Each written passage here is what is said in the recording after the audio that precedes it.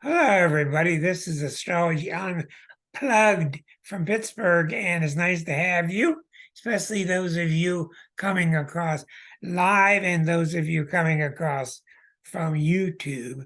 I would guess to say, this is show number 342. I would guess to say, with the standards I look at, we have about 10 people that come live every week, maybe 15. We have about 100 people who follow us closely. And I think those people really want to learn astrology. And then when I shoot it up to political stuff or controversial stuff, it goes up to about 200. So that's the general numbers. A couple of questions first. How did any of you do with looking at people's eyeballs or their lips during the week? Anybody notice any left, right, up, down? Teresa said she had some. I noticed it because I watch it all the time. Did anybody notice anybody else around you or on TV or pictures of people? Did you start to notice? What'd you notice, Sigmund? You are muted.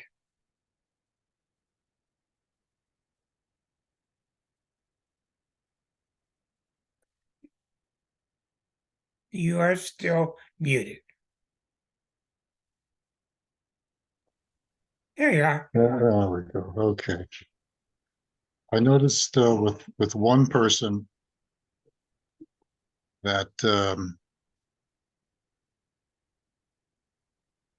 I was looking left to left, and it uncovered in her things that uh, uh, she didn't like and that upset her.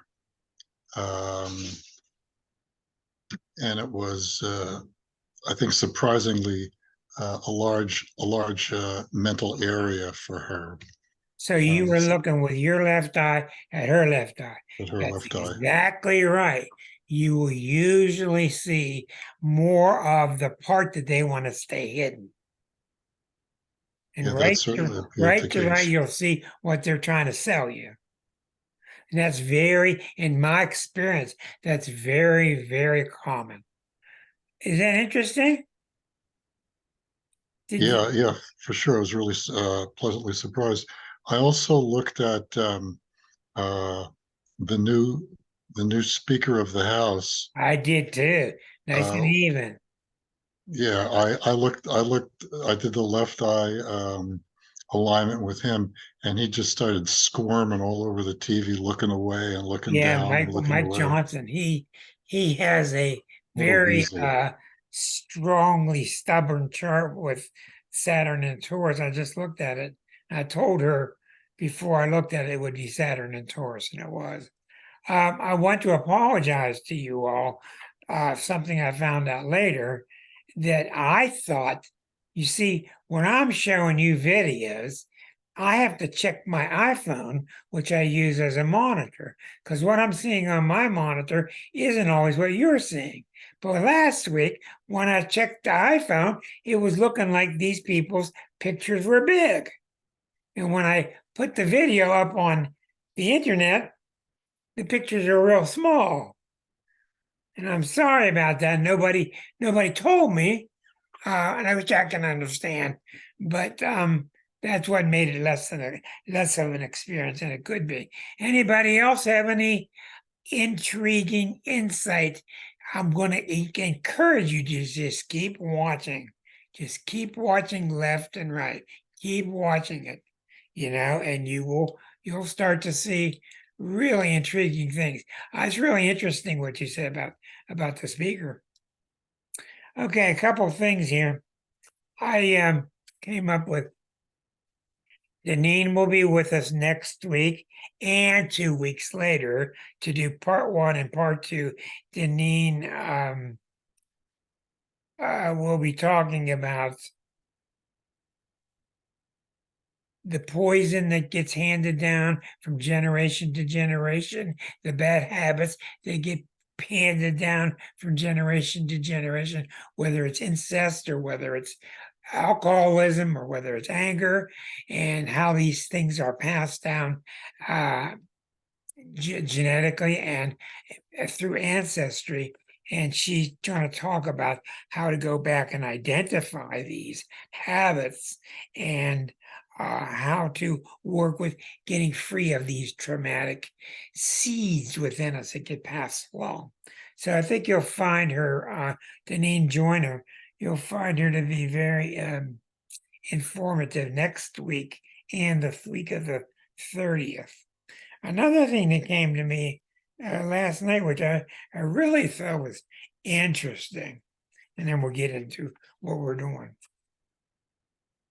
I was sitting around watching one of these videos. I often watch last week's video and to learn from it. And one of the things I came up with, Kathy, one of the things I came up with last week is I am magical. I am a very magical person. I've just got magic. And I started thinking about it. And the reason why is so do you. That's all. And I think that's pretty nice. And I think we take that for granted. I think we're all very magical. We got magical stuff in us, charismatic stuff in us. I don't want to say much more about it, maybe other than to stir yours up, because I've got it, you got it. So what I'm going to do tonight is I feel that you will benefit more by getting to get in touch with certain parts of your chart. For instance, I'm going to start with a tough one. I'm going to start with Erica. And it's only tough because the aspect is tough. So when we look at Erica's chart, we're going to look at the sun up as for the Neptune conjunction. Okay. So in Erica's chart, which is, I've got a monitor on you. You should be seeing it now. So I'll be asking you questions. All right. You can see Erica's chart. Erica has 3 planets in Leo.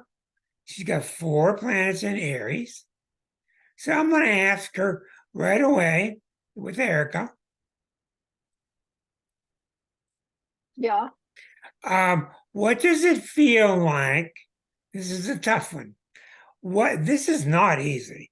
What does it feel like to be a Taurus, but yet have 4 planets in Aries? It feels very grateful to have that grounding, because I just have a tendency to just go reacting, flying off without reflecting, and Yeah, just that's being good. very just being emotional, Reactive. being reactive. The Aries part is always like wanting to fight back and argue. And I was in a debate club in school. I loved debate, and I still do. And the And Taurus part helps. the Taurus part, and because it's in the 8th house,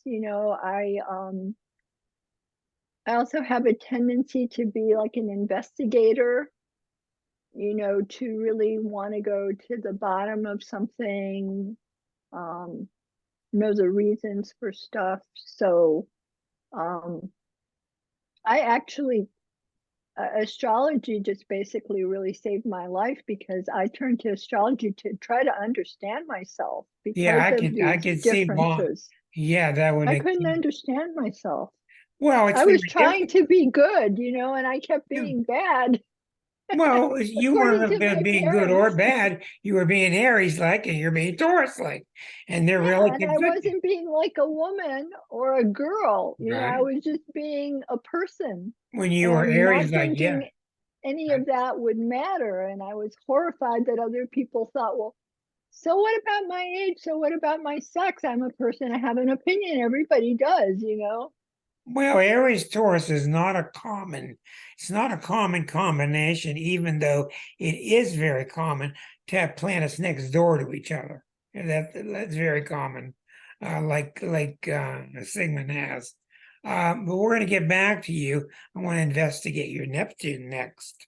But Aries Taurus is not a simple one because they're both early signs. One's obsessed with fire, one's obsessed with non-fire. One's obsessed with staying still. One's obsessed with keep moving. So we're going to talk about this more as we go along. But I think you can see what I mean, how this evening could be very interesting. Let's go to Sean. Thank you, Rick. You're welcome. I'm gonna go back to everybody. Let's go to Sean. And I got 300 buttons I gotta hit right in order to get the chart on your screen. Okay. So, Sean, I'm going to ask you in your chart, of course, we identify with the sun sign first, being a Pisces. What is it like for you? See, the Pisces with the Venus in Aquarius are so similar that I'm not going to talk about that. What is it like for you to be very Piscean, but then very Scorpionic? Pluto, rising sign, Saturn, Mars. What's it like to be very Piscean, which I think you're very well in touch with, and Scorpionic? As a matter of fact, I told Liza the other night that I think one show, I'm going to spend the entire show talking to you because I made the heart of that book.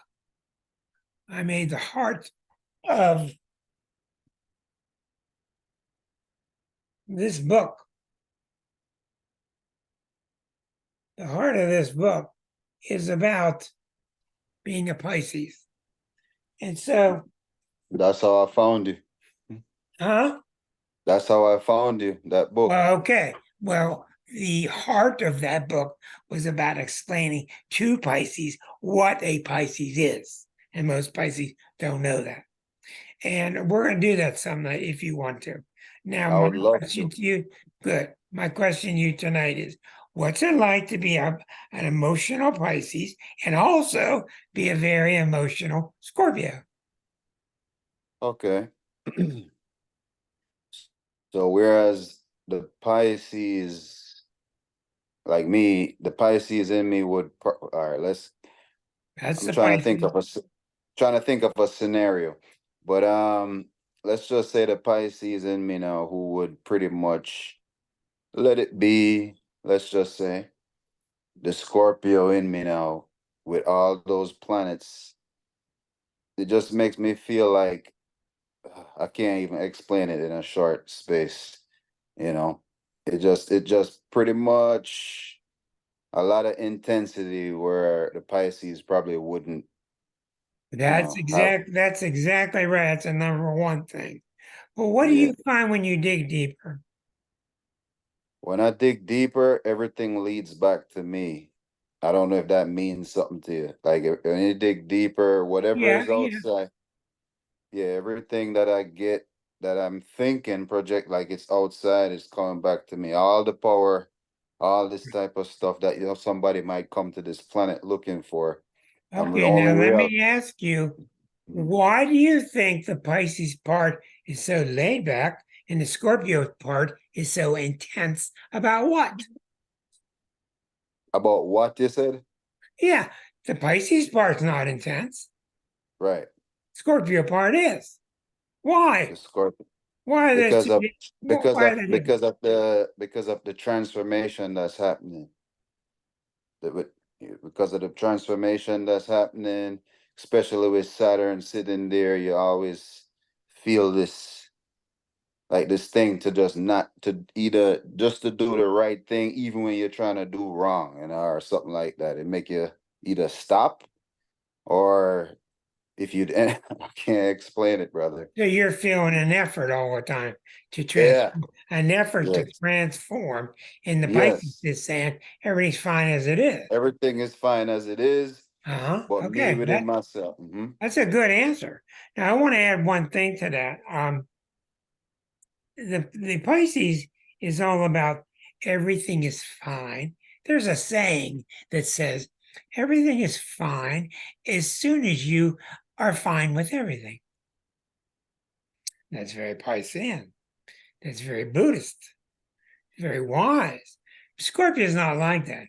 Scorpio is obsessed with betrayal. Yes. I How could I will leave never that be, out? I will never betray myself. I will never betray Susan. I will never betray anybody. I will never betray somebody in a relationship. So that particular stage 8 for Scorpio, is about taking the early level of relationships in stage 7 of Libra, got early relationships, and getting them more intense, more involved, more dedicated. And in order to be dedicated, you got to get more intense and you got to be non-betrayal. Mm. So it's interesting. We'll dig deeper later on. And we'll find out why in your past life. Why did you put these two energies together?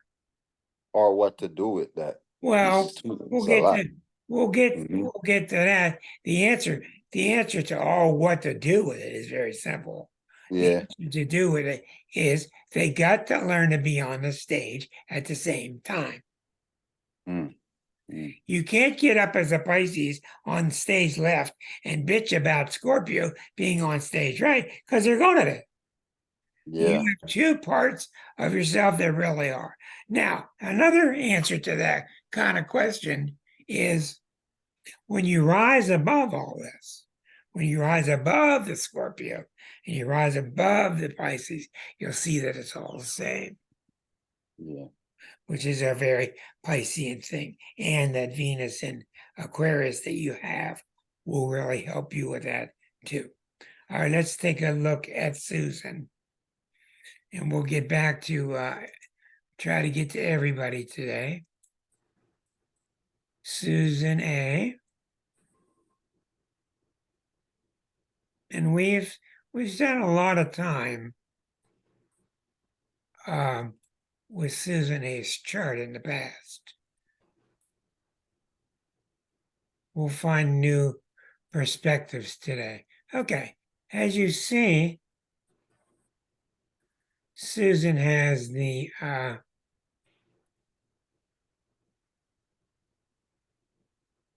Venus and Saturn, and at the top in Scorpio. She has the Sagittarius. She has the real Sagittarian flavor, augmented by the fact that the moon in Gemini. These feelings are very much the same. The Gemini feels very similar to the way the Sag is. So I want to know why. We understand why Susan would have the Sag and the moon in Gemini, and I think we can have a pretty good guess at it, but let's not guess at it. What is it like to be a Sag with a moon in Gemini? I think I'm always looking to try something new and having a hard time sticking with it. Okay, now that's not only a good answer, that's a great answer, because I tell a lot of people this: you're not made to stick with it.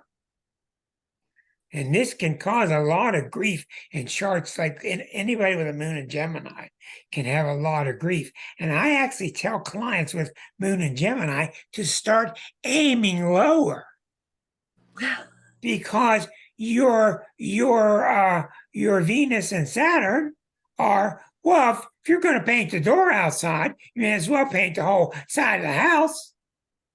Yeah, what's wrong with you? Just paint the whole thing. Then your Gemini moon and your sun and Sag says, hey, I'm tired of that. I don't want to. I'm bored with it. Yeah. You got to allow yourself to be bored with it. So you cannot have the Venus Saturn ruling. I heard a strange noise there. We cannot allow the Venus Saturn to rule, to only allow you to be consistent and fix everything and be thorough when the sun and moon don't want to be. Right. So you have to kind of let them both win. Now, an interesting question I have with you, and I think that's a really good one. We can even see how having the sun and Mercury in Sag and the moon in Gemini, it works very well with the T squared to Neptune. Because T squared to Neptune is, hey, just let it be. Hey, just let it be. It'll be fine. It'll be fine. So they're pretty much in sync. They're all mutable planets. But why did you put a Mars opposite Pluto and a Saturn next to Venus? Where did this tremendous Scorpio feeling come from, even though this is 6 degrees? You got a 6-degree opposition with Mars and Pluto that's very scorpionic, and you got 2 scorpionic planets at the same time that you got all this Gemini Sag. Yeah, I don't know, but it's the strongest stuff in the chart, huh? Well, in a lot of ways, yeah, depends on what you mean by strong, but yes, it's very strong. And you obviously, remember, we're not our sun sign. We're a mixture of many things. But you Right. put a lot of strength in this chart and a lot of challenges. How does it feel is a better question. How does it feel to have the Gemini, Sag, Neptune, and then to have the Mars, Pluto? I'm not sure I would know how to answer that. It's not easy. I would I agree. think I feel things very, very, very deeply.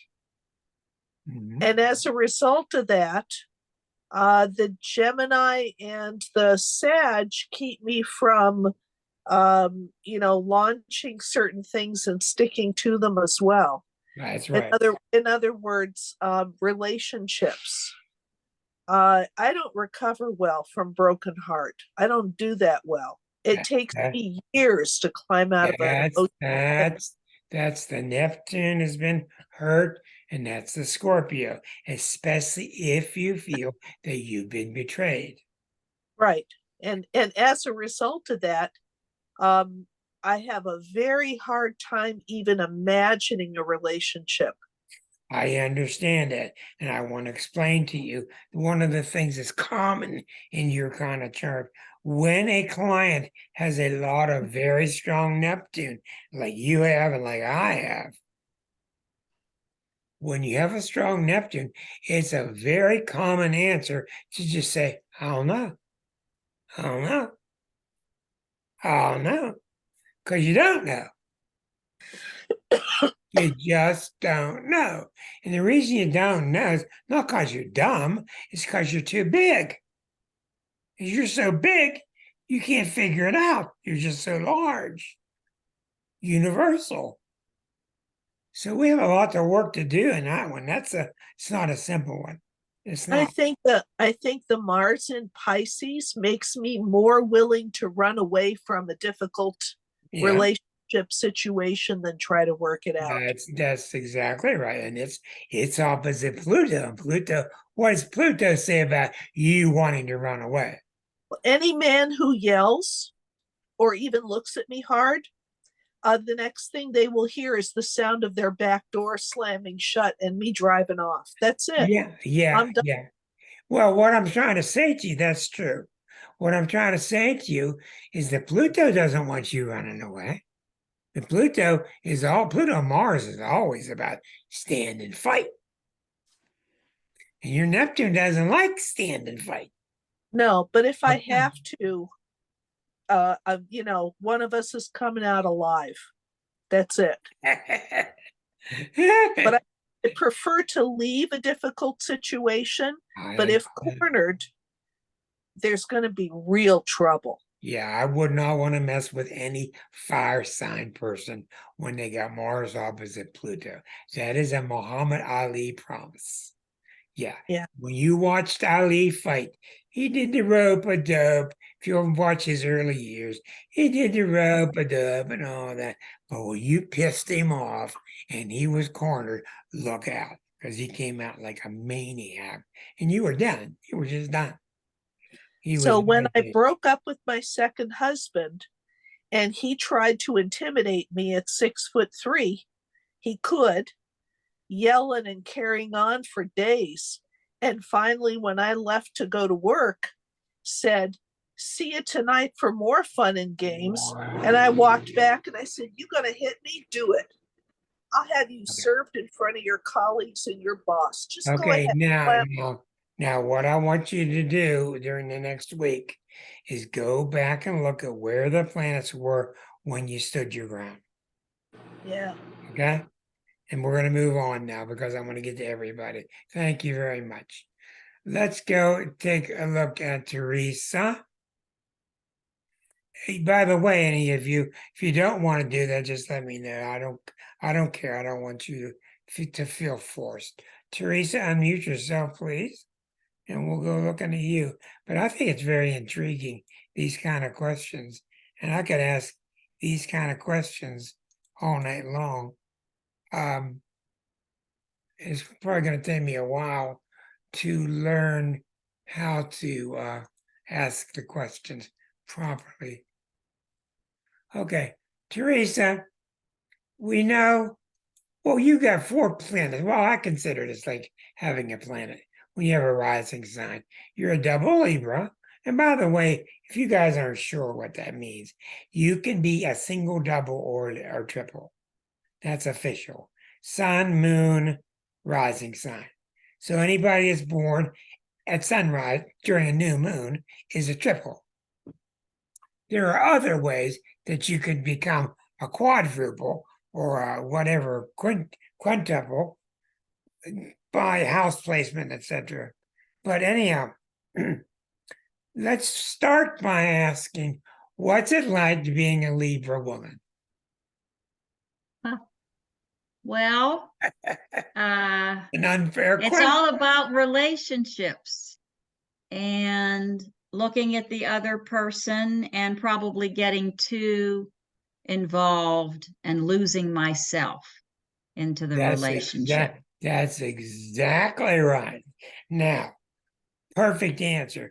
We were talking before the show started. What is it that you get obsessed about the relationship?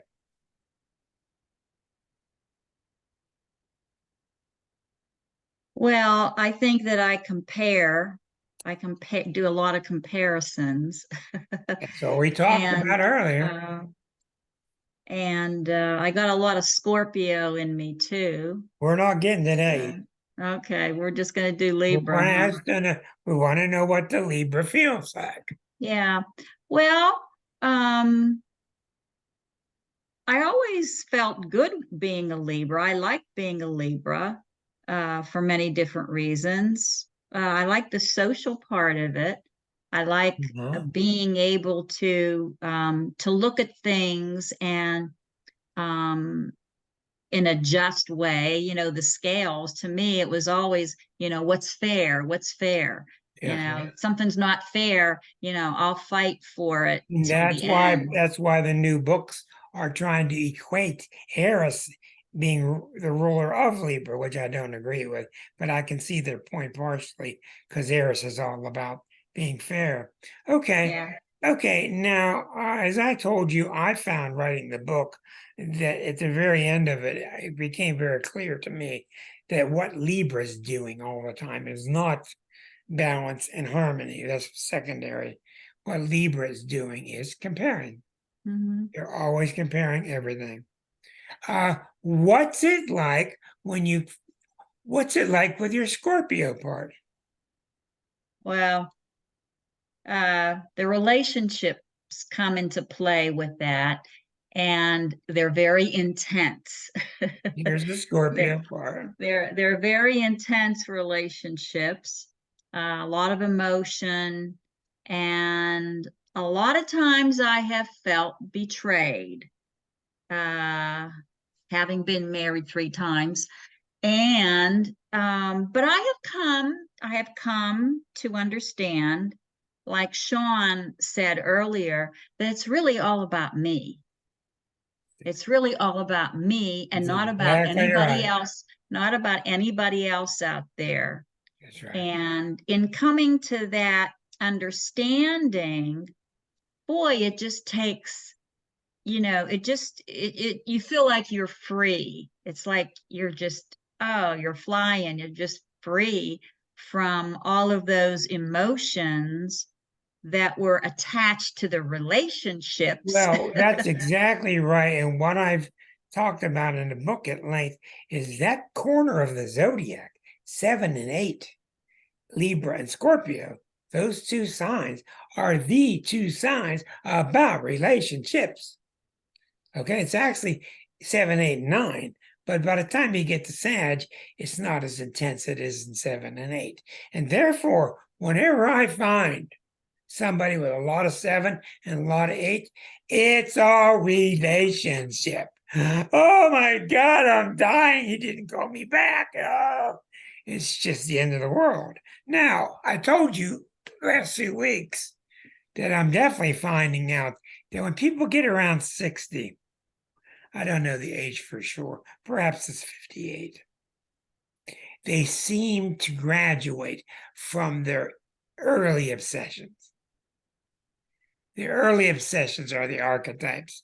And 7 and 8 have to get relationships straight. That's their job. But after a while, you do see the number one weak spot about Libras is overextending yourself or over compromising. The number one weak spot about Scorpio is overly dedicated, being overly dedicated.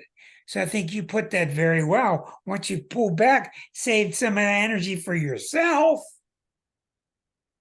felt a lot better.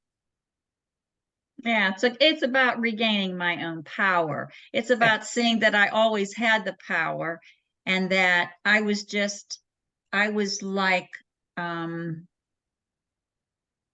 too attached. Yeah, well, like the thing about I was like too immersed or too enmeshed or that's like right, because codependency, that sort of a thing. Libra is about finding your identity through the other.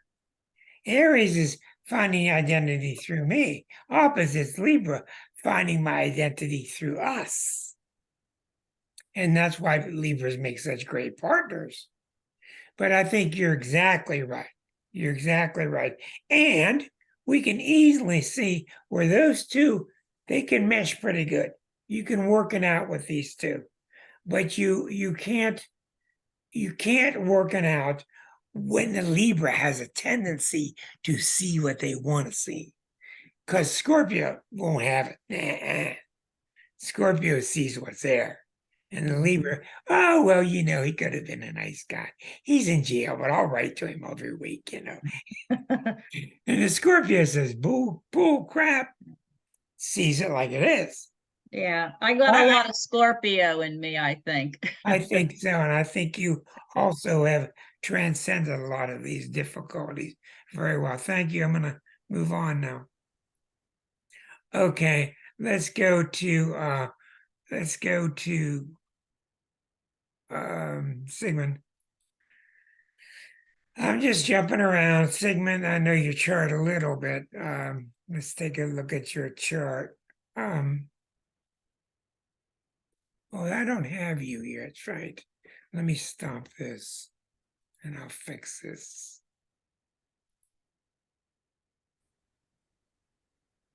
Okay, Sigmund. Here we go. Really intriguing chart in Sigmund's. Let me get it up here.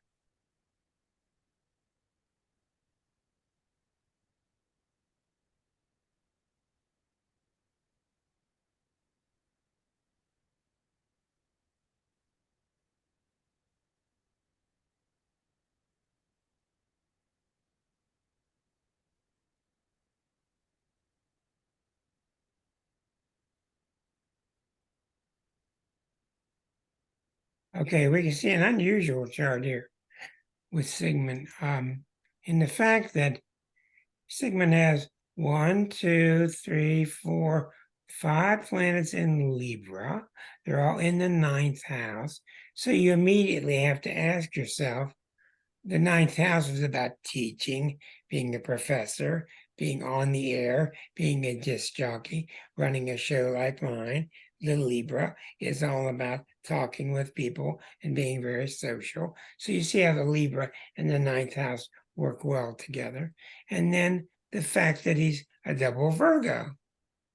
He's a double Virgo with the sun and moon both in Virgo, just within minutes of the moon going into Libra, but you are a double Virgo, and you do have Capricorn rising.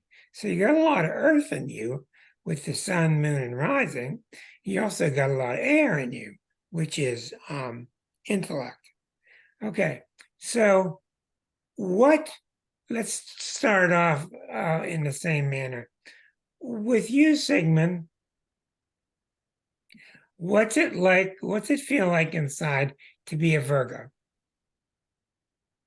Well, it makes me critical in good and bad ways, and good at things like proofreading, editing, stuff like that. Detail. You know, writing papers for the county and for the state, stuff along those lines. Being precise in things that I do, whether it's playing guitar or whatever, precise. And I was going to say relationships, but that is and isn't true. You can't be too precise. You got to leave some wiggle room. So Yeah. overall, like that. Okay, what do you say? What's it like to look at your 5 planets in Libra? You see, I think, what I got to say to you astrologically, to all of you, okay? You don't want more than 3 planets in one sign in general. We all have them. But when you get too many, it's too hard to balance. And when you got like 5 in one and 5 in another, it's very hard because the themes are so strongly bent towards those two. So what does it feel like with 5 planets in Libra? well, I think it, without knowing all the specifics of each planet, I think that it makes me easily sociable, which has served me well. It's not a Virgo thing. which has served me well in in social services and in education, Right. dealing with the clients, dealing with staff, that sort of stuff, dealing with people at the county and the state. So and then the Virgo balances that out, where I can frequently tell if someone is just BSing when they're supposed to be, truthful or doing whatever it is that the situation honestly demands. Well, I would agree with that, and I would wonder also how much Pluto is involved with that, because that is a Plutonian ability to look through somebody. Pluto next to Mercury. Okay. It's definitely Virgoan, but it's also Plutonian. And notice also your sun and moon are both in the 8th house. So that's more Scorpio there. So you got Scorpio coming from the 8th house population, from the Pluto Mercury, and then you got the Libra, of course, from where it is. Well, I think this is very intriguing, and I've always known you that any social situation, you're very well at ease. You're very smooth and relaxed. But what has to happen, and I've even considered writing a book on this subject. What's it like with these 2 signs? What is this? What do you like if you have a lot of these 2 signs? But that really became a laborious thought. Virgo is getting ready to be a Libra. Libra is being a counselor, is out there talking with people and is more relaxed, and the Virgo is less relaxed. Let's get it perfect. And the Libra is not about let's get it perfect. And the Virgo is very decisive, and the Libra is not decisive at all. So this is really intriguing. It's not, of all the combinations, it's a pretty darn good combination of Libra and Virgo. So let's move on. Thank you, Sigmund. Now, I didn't do Kathy yet, right? You will need to unplug yourself. Unplug yourself. Mute yourself. All right. See, I still got to get those shirts out there and say that we're all unplugged. Okay, Kathy.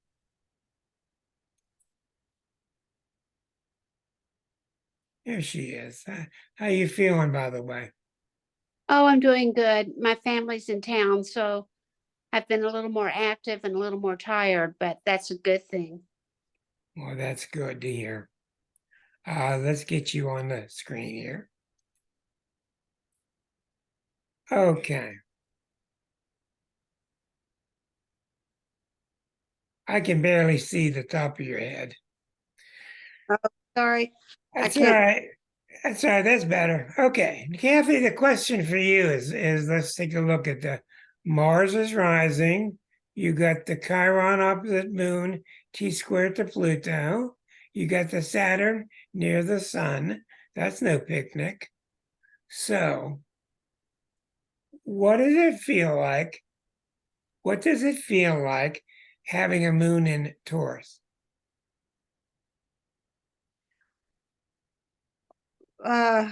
well, with Virgo being an earth sign already, the Taurus just kind of really helps me even be more grounded. But sometimes I feel like I'm in mud too, so Yeah, that's true. You're too grounded, especially when Saturn is next to your sun. So you got three major grounding symbols: Sun in Virgo, Saturn next to the sun, and Moon in Taurus. So those are three major ones. And your Mars in Aquarius, your Mars in Libra, it doesn't want to be grounded. It wants to go, go, go. I don't care if it's in Libra or not, it's still Mars. But this is good because this allows you to be very grounded, no matter how kind of tough things you're going through, to work through them. Okay? yes. Very strong. Okay. Now, the Mars, I want to talk about two planets that are sticking out to me. The Mars in Libra and the Venus in Cancer. Both are very careful planets. Mars is, mine is there, 21. It's exalted in Libra. No, it's not. It's in its weakness. It's in its detriment in Libra. And the problem with Mars and Libra is Mars wants to go get it, let's do it. And Libra is about, well, let's not step on anybody's toes. Let's be fair about this. But I want to do it, but I got to be fair. But I want to do it, but I got to be fair. And then the Venus in Cancer is very similar. I want to have this relationship, but I want them to be nice to me. I want them to treat me gently. So you've got this very strong earthy mama here, and you've got this cautionary person also who's moving and receiving people in a cautionary way. Does that make sense to you? Yes, it does. All right. Now, when you're talking about being cautious, it does not have far to go to link to the three Earth planets. Because Earth, by its nature, is kind of cautious. So where are you going to get some fire to fight your way out of that bag? Yeah. Moon in Jupiter and Sag helps. Okay. Uranus in Gemini helps. Pluto in Leo helps. The Saturn in Leo by your sun helps. So I would say to you, I would try to focus on the Jupiter and Sag.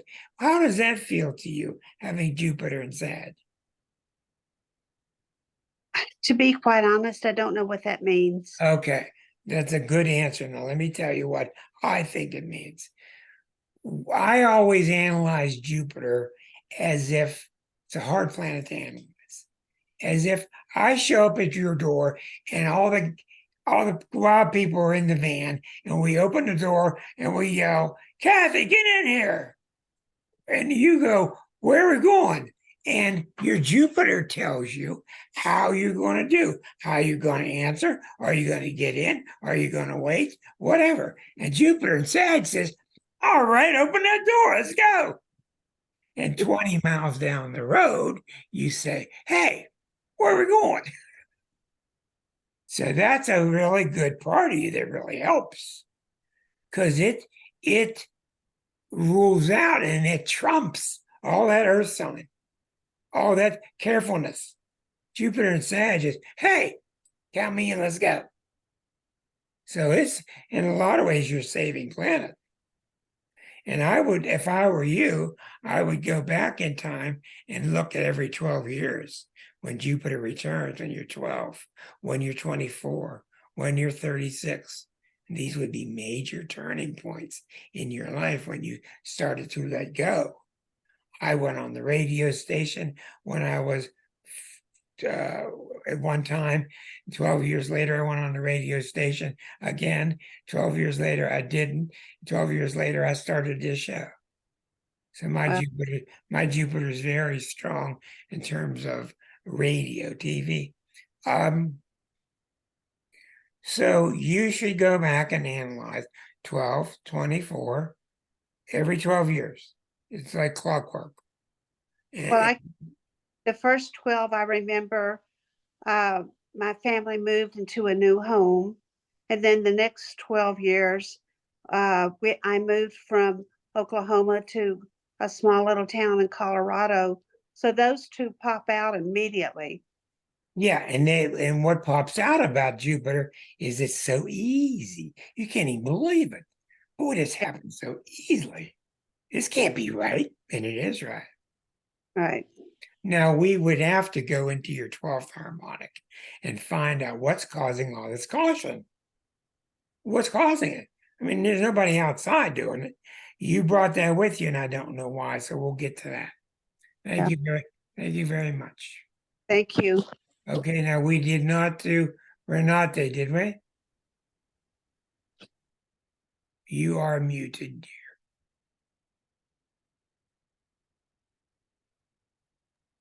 Okay. We didn't do you, right? We did not do you, correct?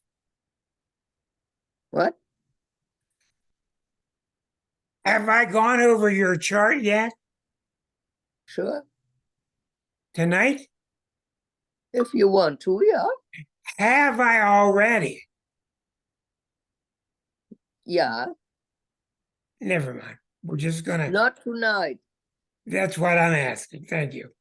We're gonna get into it now. All right. Renate and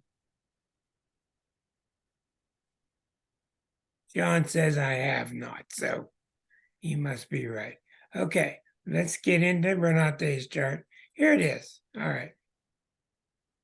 Renate is the Taurus, Virgo rising, of Cancer moon. Okay, again, 3 planets that have to do with staying at home, staying relaxed, staying like a hobbit in your hobbit hole with the fire going on, not going out and being relaxed, and everything's comfort. Very important to be comfortable at home. Now, you look over here, you got 3 planets in Aries, right? You got a Neptune rising, which is very comfortable staying at home also. No, not at all. I don't like to stay at home. My Okay. son is in the 9th house. I'm always out. Your sun in the ninth house is not strong enough to override all this. No, it's got to be something else.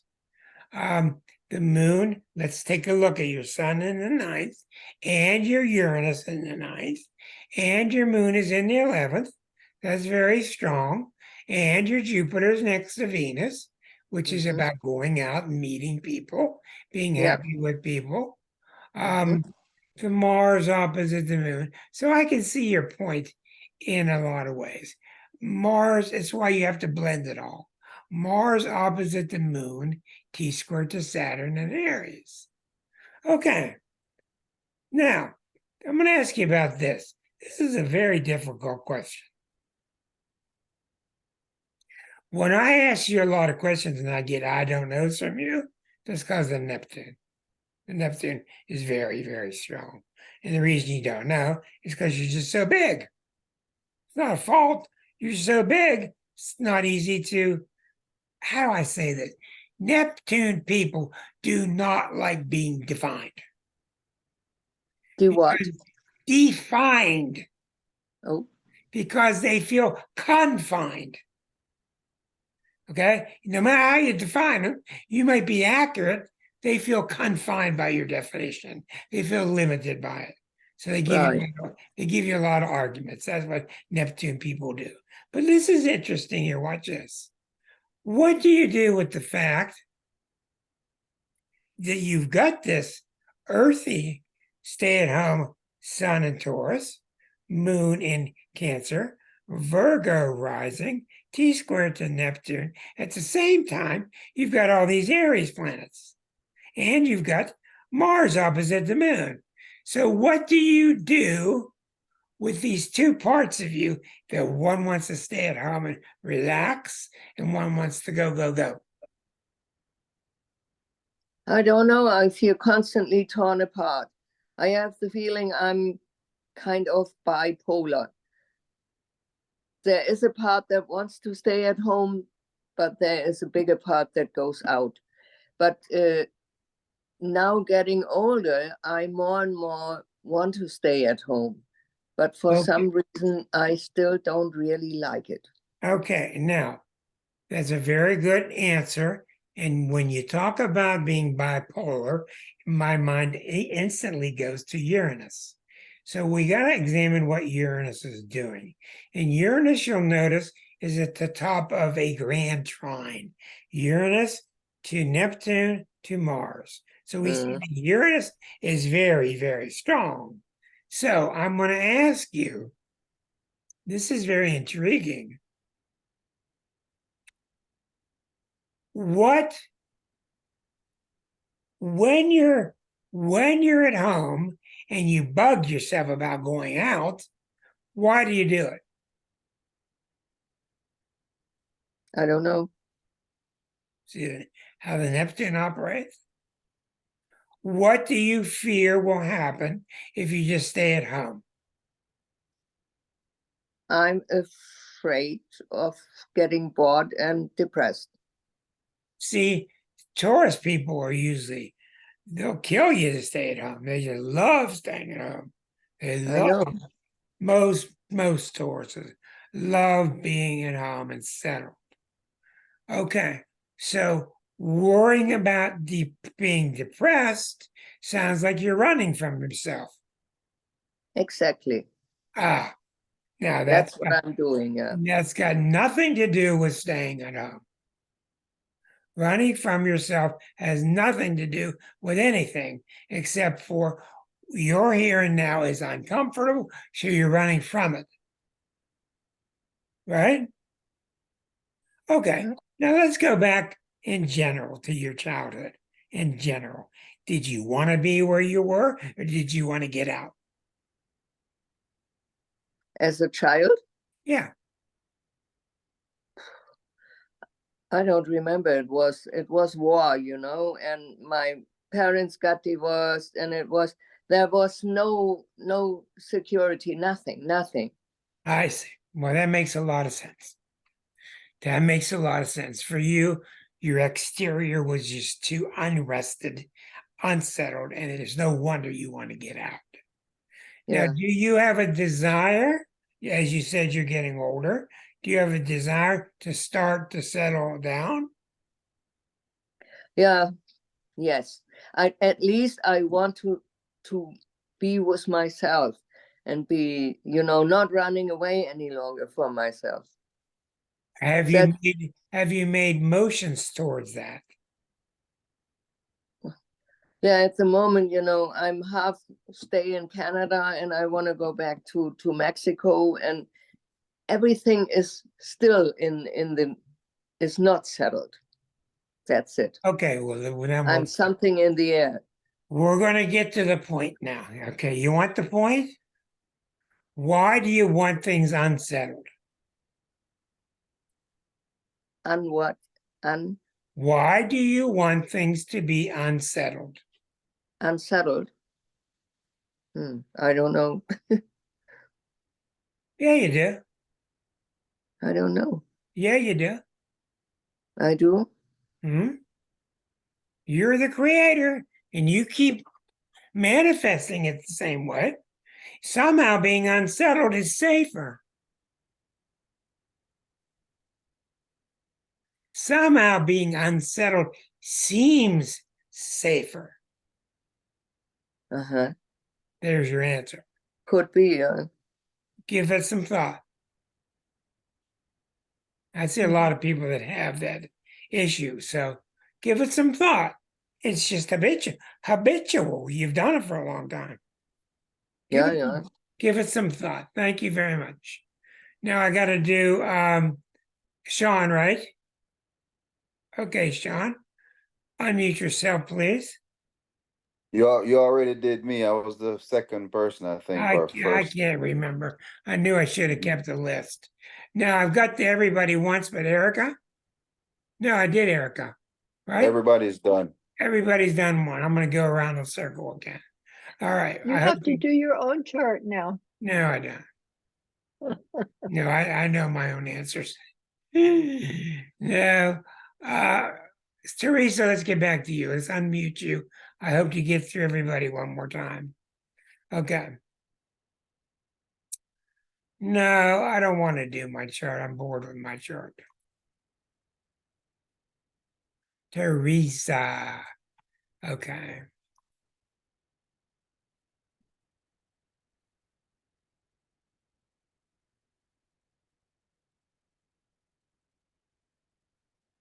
Okay. Okay. Teresa. I can't get us on the same screen. All right. Now, we talked about your Libra-ness. We talked about your Scorpio-ness. Now we see a T-square to Pluto. We see a very powerful Uranus up at the top. We see an extremely powerful Eris right on the descendant. Okay, let's talk about that Eris, because Eris is now really active, and she was not really active until 2005. And what Eris is saying to you now is, this is what she says in Aries. She's in Aries for everybody. But this is what she says in Aries on the descendant. I want to meet people. I want to meet people who are not dull. I want to meet people who are exciting. I don't want to meet anybody who's crappy in terms of being racist or being unfair. I want people who are progressive, that are not afraid to get up from their safety zone and go for it. So I want to know, if she's speaking to you, are you hearing her? Yes, definitely. The last several years, maybe even longer than that, maybe the last so many years. I've just gotten to 05 is when it started. Yeah. Well, okay. But more so in the last maybe 5 years, I really have gotten more particular about who I spend my time with, Okay, well who I that, talk on the phone with, who I do things with. So yeah. yeah, and that makes a lot of sense. With Eris, there's always a kick-ass mentality to it. And kick-ass is not a Libra quality. But Libras are smooth people. They know how to kick ass in a smooth way. As a matter of fact, they know how to do everything in a smooth way. So what does it feel like in you? What's this kick ass part feel like?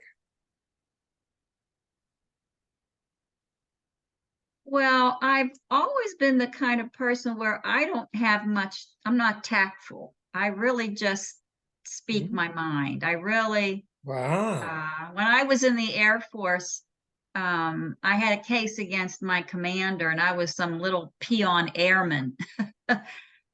So I guess, but it goes back to that fairness too. If I see something that's not fair, yeah, I can kick ass.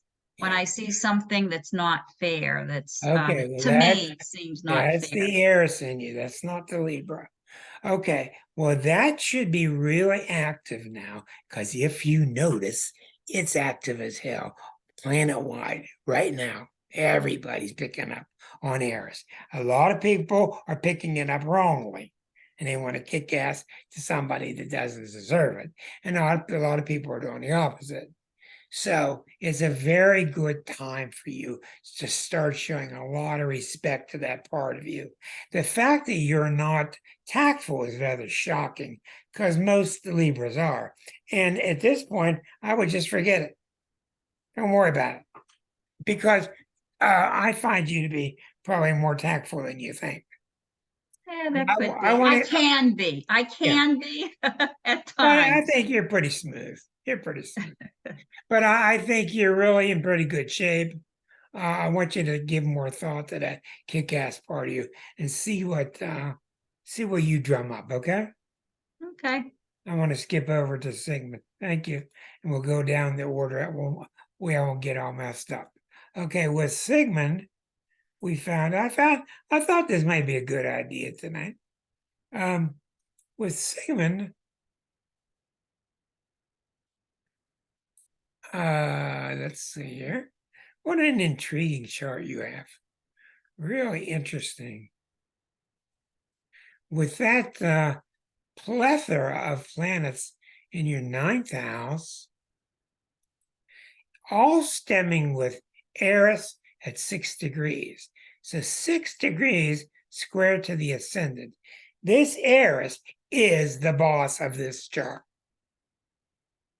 This Eris is the boss of this chart. So even though Mr. Sigmund looks so calm and so collected, this Eris is a kick-ass planet. He's a kick-ass planet. Now, what that tells me, since I do know him, is he's kick-ass mentally. He's kick-ass mentally. You try to give this guy some shit, forget it. You're just not going to. And I think that's why he keeps coming back to my show, because it's a no shit show. But look at the 3 Leo planets are proud. The Virgo planets in the 8th house, they're no crap planets. These planets are all modified greatly by this, and the Uranus in Gemini is very strong. So I'm going to go out on a limb here. I know you used to do radio with disc jockey with jazz music in Pittsburgh. I've got a hunch from your chart that one reason you stopped doing radio is because you couldn't speak your mind.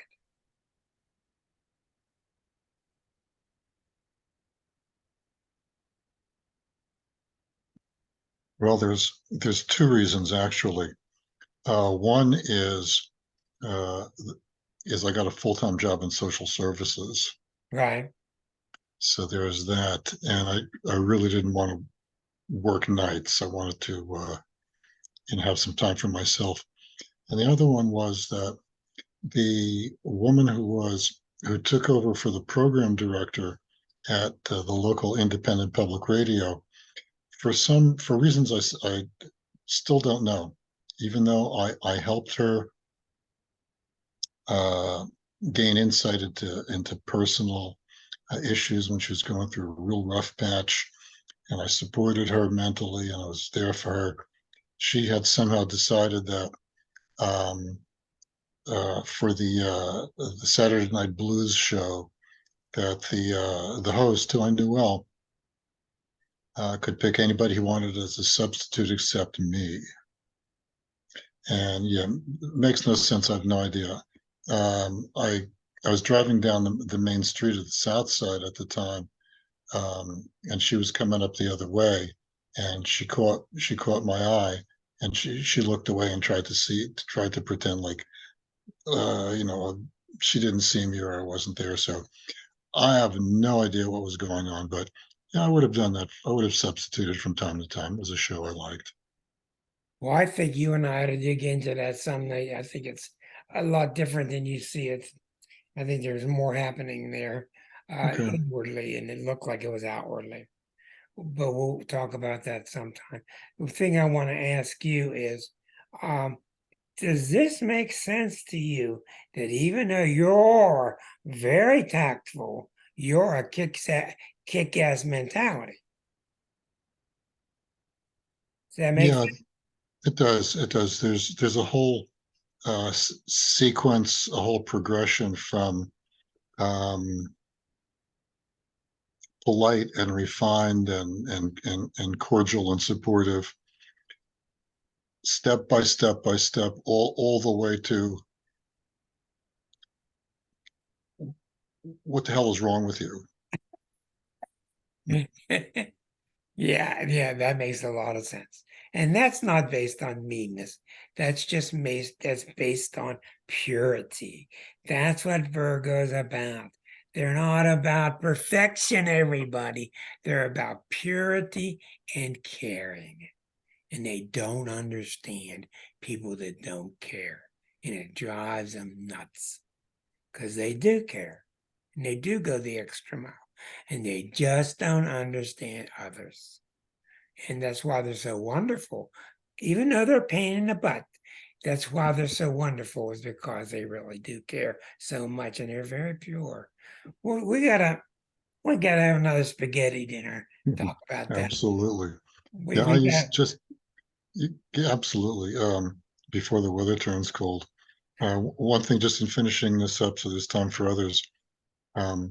It used to just make me nuts that there was this injustice, whether it was right. national, international, personal. And one of the things that helped me come to terms with that, and just little that, being whatever, can I do something? Should I do something? Should I not? Don't do anything. Was coming to a clear understanding of what fruits of karma are, and that people inherit the causes of their actions, the fruits of their actions. So fine, you want to be a schmuck, have a nice day. Just don't come by me. Oh, that's really good. Well, I don't know why it is we've had 9 meals in a row and they've all been spaghetti. Thank you very It's a much. common ground. I guess we'll have to just continue our tradition. Thank you. Sure. Let's go to Renate once again. Renate, let's come back to your chart. So I want to suggest to all of you, but especially to the strong Arisian people, Sigmund and Teresa, to buy the book called Discovering Eris. It's excellent. Excellent. It's by Chiron Legreis. Kheiron, Chiron Legreis. Legrice. He is a protege of Richard Tarnas. The book is on Amazon. It's about the only book out there about Chiron. It's excellent. It's called Discovering Chiron. The first half is very mythological. The second half is very astrological. But I think either way would really help you get an understanding of some really main forces inside of your being. Okay? Now let's get back to Renate. what we discovered in working with your chart is there is a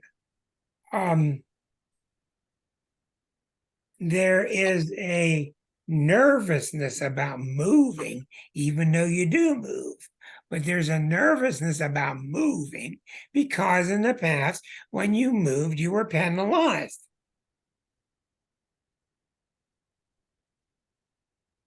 True or false? I have one problem. I don't understand everything you say. The English. Well, It's I'm the trying. English and I'm trying my best. What happened to you when you were younger and you expressed your opinion? oh, I was called keep your stupid mouth shut. Never good will ever come out of you. All You right. have the devil in your blah blah blah. Okay, that's And I exactly. was beaten. All I right. was all wrong. That's exactly what I'm talking about with my words. Okay, the point is now, with this kick-ass mentality that's all around now, and with this new desire for you to get past this stuff, are you going to continue to keep your mouth shut? Oh no, I started already. I started. But it's still not welcome. Well, you know what? We don't care if it's welcome. Yeah. Is it welcome to you? Yes, I want it. I want it for so long, really. Okay, well, you don't have. Here comes Claudia. She's coming back from California. We don't care what other people think. How are you going to feel about it when you open the door to your bird cage? Yeah. That's all we're saying. I mean, this show got named Unplugged for some reason. I don't know. Yeah.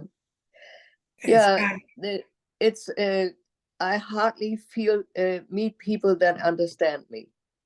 I always felt not understand. They don't understand me, and they feel attacked or whatever. It's there are only a few people I can talk really what I want to say, and they understand me. Most people don't understand. Well, me. that's not always easy, and that can take hours to talk about. I've been into that discussion for a long time. All I can do is wish you luck and tell you that the more you release yourself, the easier it's going to be. It's easier than you think it is. Yeah. I'm on my way. Thank Really. goodness. Good for you. Let's move Yeah. on to Erica. Thank you, Renate. Erica, let's go back to your chart. And your chart's a very simple question. We talked about your Mars, and we talked about the Taurus, and the conflict between the Martian and the Taurian, etc. Now, what do you do with the Neptune?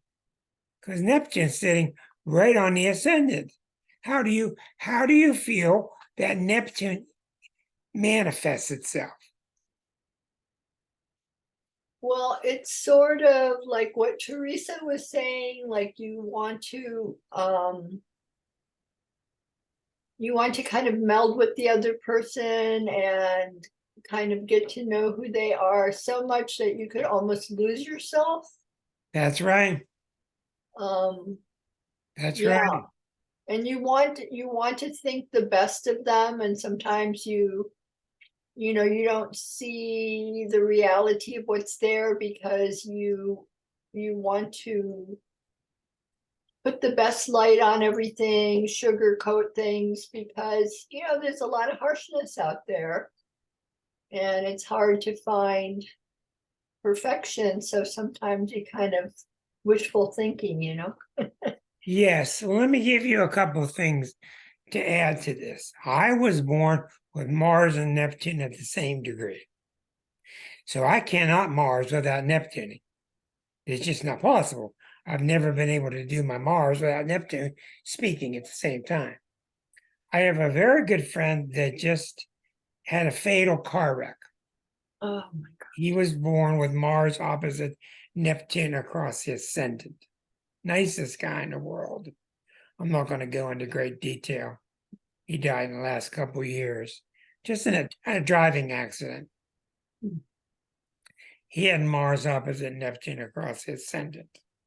What Mars Neptune is about, where it comes from, is the Neptune part of you feels that the Mars is too aggressive or even too human, and the Mars feels that the Neptune part is too saintly and too unrealistic. So these two can fight each other all the time, and there ain't no way Mars is going to beat Neptune. Neptune is extremely powerful. So Neptune makes the Mars feel, and if you're going to act for yourself, you're not going to act for yourself. You're going to do it for everybody.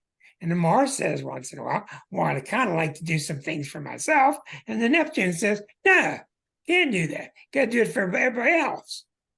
And so that's where the conflict can come in, especially when you're examining the 12th harmonic. Does that make any sense? It does, yeah, absolutely. And that's tough when you're, well, I've had to deal with it so much because I'm born same degree. What I've found for a solution for that, and I think it has helped, is to realize that your will and God's will are the same thing. I'm going to leave it right there. Write it That's down. true. Write about it. Think about it. Write it down. That helps about with it. everything. Yeah, because it really is true. And I came up with something once that might also help. Talking with a lot of women, I don't know if it's true or not, but you can take it or leave it. But I came up with a saying that said, you do not have the right to suppress goddess energy. You do not have the right to suppress the goddess when she wants to speak through you as you. You do not have the right to suppress goddess energy when she has the desire to speak through you as you. So give that some thought, and I think that can help. But I've had my help from my Mars Neptune by doing that, by realizing I'm not trying to do something screwy. I'm trying to do the same thing he wants. It's all the same thing. And see, I think it can help. Because when I know you, since I've known you so long, your instincts are always very otherly. You're always thinking about other people. I'm never, ever concerned about you being too selfish or anything. You're already very generous. Thank you, Rick. You are welcome. Give it some thought. Let's try to get through everybody. Let's go to Kathy F. Unmute yourself, please. And we got the doggy here. Oh boy. Let's get down to 3 more charts and we'll be a little late, but so what? Is that, I say Kathy F? Yeah. All right. Okay. Kathy F. Okay. Now we discovered a lot the last trip around where we saw there's so much earthiness and there's so much caution, but at the same time, there's pride in what you do. There's a strong desire to act, and we'd have to study your 12th harmonic and find out why, but I'm going to give you something that I've learned. And most of my readings are Virgo women, without a doubt. Most of my readings are Virgo women. And it's been my clear observation that Virgos have a hard time letting themselves go because they think they're breaking some rule. They feel like they're breaking some rule, like they're being outrageous, or they're being wild, or being crazy. They feel that way, but it's not true. It's not true. And again, I think it has a lot to do with goddess. Virgo is about keeping goddess happy. Yes. Hmm.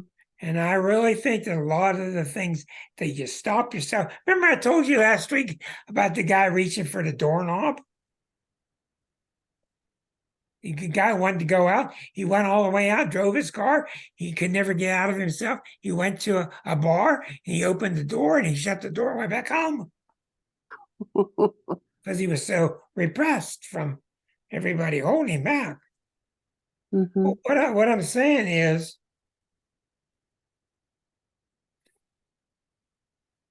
it ain't as big a deal as you think. Okay. Not as big of a deal as you think. And boy, Virgo people, once they let go and loosen themselves up, they have a good time, and people love being with them because they're very nice people. They're just nice people. They're a lot of fun. They're very human. So give it some thought. We'll see how this all echoes back next week. I think it'll be interesting. Let's go down. Let's go down to. Thank you, Kathy. Let's go down to Susan. Oh. Susan, and we'll get there. I looked up those planets Yeah, from yeah. the standing Right, for myself situation. right. Transiting Pluto was within 2 degrees of conjuncting Sun, and When? transiting Saturn. When what? You told me to look up where the planets were when I stood up for myself. Oh, yeah. Pluto was near your sun? It was within 2 degrees of my sun, and transiting Saturn was within 2 degrees of an opposition to my sun. So you were caught in between Pluto and Saturn. Yeah. And Pluto Saturn is about putting the weight of the world on your shoulders. Okay? And as Arroyo teaches us, what can happen with that? It's the sign of putting the weight of the world on your shoulders. And what can happen with these planets, and what's so brilliant about Stephen Arroyo, he'll teach you that you often flip them. He'll teach, boy, I learned that from him. You'll often flip it. So all of a sudden, you decided, I don't want the weight of the world on my shoulders anymore. Thank you. That's what he means by flipping them. Right. And Well, boy, that must have been liberating. I felt cornered, and I Yeah. decided to go nuclear. That's all. And if you didn't, you'd have blown up. You would have blown up. Yeah. Yeah. You would have blown up. Like my friend that just wrecked his car. He blew up. Right. But in his case, he blew up because he felt he had no other choice. But that's a really good sign.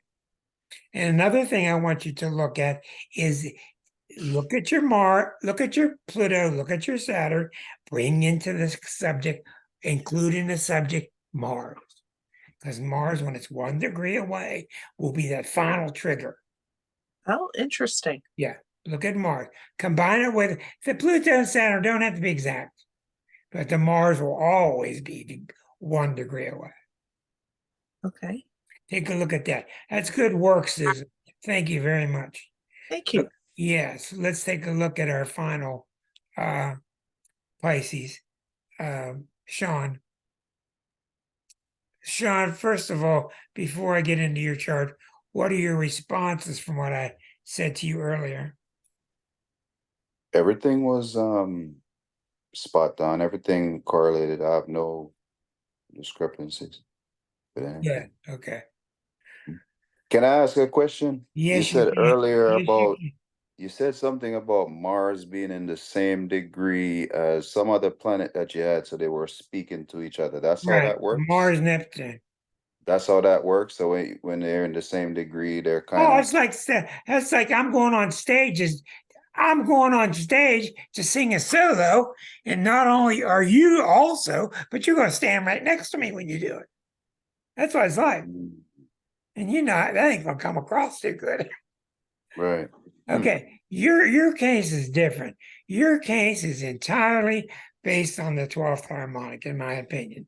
There's something in your past life that caused that Saturn moon. Because it's so dominant in this chart.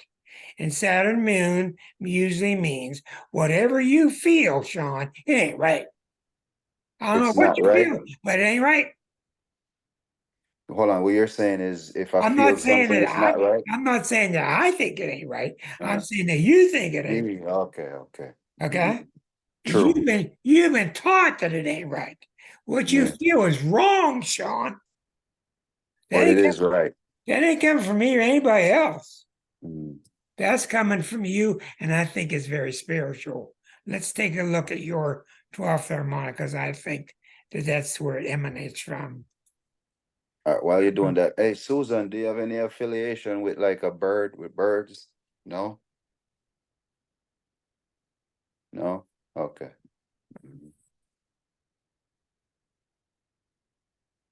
Okay, here's your 12th harmonic.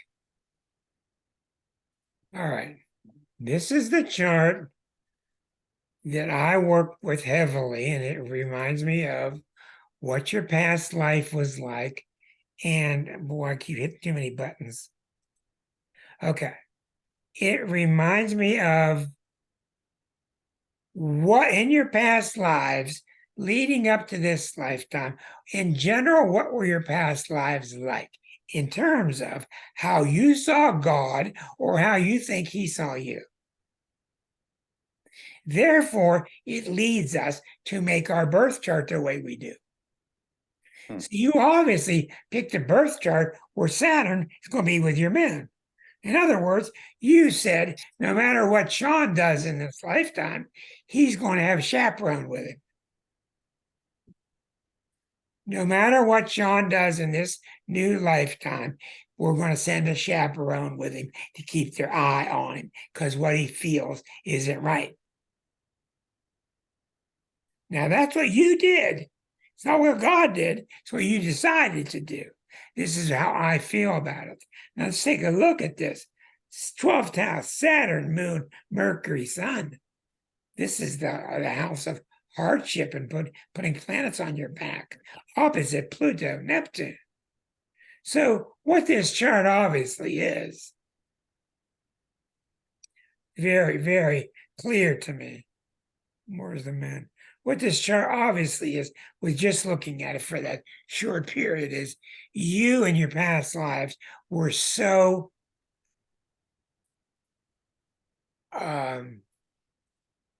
monastic, so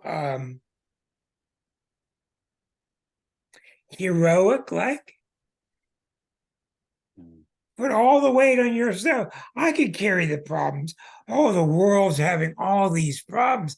Put it on me. I'll take care of it. I'll take care of it. I don't want you to suffer. Give me your problems. Give me your problems.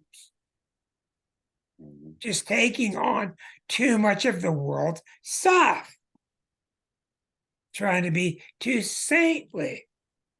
Trying to solve everybody at once. It's a big hearted thing. We're getting some giggles, aren't we? We're getting some giggles. And, It's true. and in my opinion, none of it was necessary. Yeah. But it was how you're taught. It's how you're taught. To be that way was the only way that was acceptable. And because you do care so much, you bought that. That's what I think. I don't know I'm searching for other words and I can't find words anymore. You don't even have to. I get you. I understand fully what you're saying.